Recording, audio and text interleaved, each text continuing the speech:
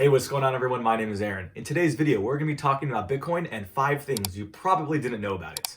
So please like the video, subscribe to the channel, and let's get right into it. Alright, so starting off with number 1, the mining difficulty increase. So the entire Bitcoin network is secured by people called miners. And miners are people with computers that are essentially running the code of Bitcoin. And by doing so, they're able to validate transactions and make the entire Bitcoin network exist. Now, in order to validate these transactions, which are occurring every second, these miners use their computers to race to solve a very difficult cryptographic puzzle, which is essentially a very hard math problem, right? And doing so is the process of validating transactions. Now, the miner who first solves this cryptographic puzzle gets a reward, and this reward is a certain amount of Bitcoin as well as certain fees associated with the transactions that they just validated. And this process of verifying transactions through solving these cryptographic puzzles is what keeps the entire Bitcoin network secure. Now, over the years, as more and more people have begun mining Bitcoin, more and more computers have been added to the total computing power competing to solve these cryptographic puzzles. So this is where the mining difficulty increase starts to come into play. So we know that over time, more and more people are allocating their computers to use as miners. So what this means is that now there's more computing power that's able to solve these cryptographic puzzles. So naturally, if you have more computers with more computing power, they'd be able to solve this puzzle easier and easier over time. Now, the problem with this is that if computers are able to solve this cryptographic puzzle too easily, then individuals with the fastest computers and the most advanced software, well, they're going to be able to solve the problem every single time, and they'll essentially monopolize and dominate this entire ecosystem. Now, this is a problem because we don't want one computer ran by one individual to be able to constantly solve that cryptographic puzzle every single time, because then they, again, dominate the network. So what actually happens periodically is the Bitcoin network will increase the difficulty of this cryptographic puzzle, essentially making the math problem that these computers have to solve more difficult. And conversely, if for some reason less people started mining Bitcoin and there were less computers being allocated to solving this puzzle, then the difficulty of that mining problem would become less difficult over time. Now again, this is really important for the mining difficulty to increase periodically because it makes it so that individuals with more powerful computers are not the ones who are consistently winning the rewards associated with solving the cryptographic puzzles. All right, number 2 is the Bitcoin halving. So the Bitcoin halving is an event that takes place roughly every 4 years, and it's when the mining reward for completing a block on the blockchain gets cut in half. So let's break this down a little bit. So a block is just a bundle of transactions that are added to the blockchain ledger roughly every 10 minutes. Now, the miner who successfully completes that cryptographic puzzle we talked about earns the right to add that block onto the blockchain, and they're given a certain amount of Bitcoin as a reward, and they're given all the fees associated with that block of transactions. Now, them earning Bitcoin as a reward of completing those transactions and certifying that block, that's how new Bitcoin are minted or created and added to circulation, because they're paid in that form of new Bitcoin. So currently in 2021, the block reward is 6.25 Bitcoin. And that means if you successfully complete a transaction, if your computer is the first computer out of all the different computers that validates and completes that one transaction for that block, you're given 6.25 Bitcoin. Now, when Bitcoin was first launched back in 2009, the block reward was 50 Bitcoin, meaning if you successfully were able to verify a block, you would be given 50 Bitcoin. Then in 2012, there was the first halving, when the block reward went from 50 to 25. And then in 2016, it went from 25 to 12.5, and now we're at 6.25. So it's important to notice the direction this is going. So over time, the rate at which new Bitcoin are being minted and created and added into circulation via these rewards is becoming smaller and smaller, essentially being halved every 4 years. So this is exactly what makes Bitcoin a deflationary currency. And it's deflationary in the sense that over time, less and less Bitcoin are added into circulation versus, let's say, the dollar, where the dollar can be printed as many times as the US government wants. They have total control over it. So that's inflationary. But again, with Bitcoin, it's the opposite. Over time, fewer and fewer are being added to circulation. And again, over time, the rate at which new Bitcoin are created slows down. So this halving is now going to continue once roughly every 4 years until about the year 2140. Now, the year 2140 is where it's projected that all new Bitcoin will have been mined, meaning the supply will not be increasing any further. That's when we'll hit roughly 21 million Bitcoin in circulation, because that's the cap on Bitcoin. There can only ever be 21 million new Bitcoin, and in 2140, that is when all of the new Bitcoin will have been mined. All right, number 3, if you don't own it, you don't hold it. Okay, so a lot of people like to buy Bitcoin on exchanges. So exchanges, you have Coinbase, Cash App, Gemini, Kraken, BlockFi. These are all Bitcoin exchanges where you can buy Bitcoin. Now, there's nothing wrong with Bitcoin exchanges. They're great places to buy Bitcoin. But the money you have in your portfolio and the coins you own in an exchange are not really your Bitcoin. So behind the scenes, the exchanges themselves own vast amounts of Bitcoin.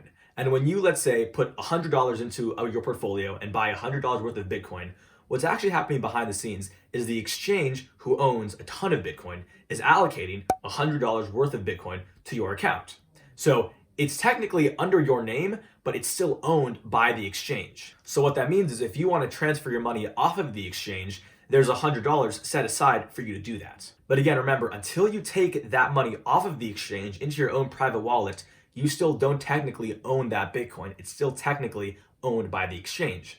So if worst case scenario, the exchange went bankrupt or they got hacked or there was a severe technical failure, your Bitcoin and all the money you had with them could be lost. Now again, this is to show that the only true safe way to store your Bitcoin is off exchanges on what's called the hard wallet. Now we're not going to go deep into depth about what a hard wallet is, but essentially a hard wallet is a way to store your Bitcoin safely and securely where only you know the private keys which link you to the address of that wallet, and the Bitcoin that are within them are tied directly to you. Think of it almost like your personal wallet that's locked and it's digital, and nobody knows the keys to the lock except for you. Now, I do want to be clear, most exchanges these days are extremely safe and extremely reputable. In the early days of Bitcoin, it was actually quite common for many exchanges to completely vanish one day. That's because a lot of them ended up being scams or run by kind of shady people, or there were severe hacks. Nowadays, again, the Bitcoin network and the exchanges themselves, there's much more rules surrounding them and they're very, very secure. However, again, there is a small risk that something catastrophic could happen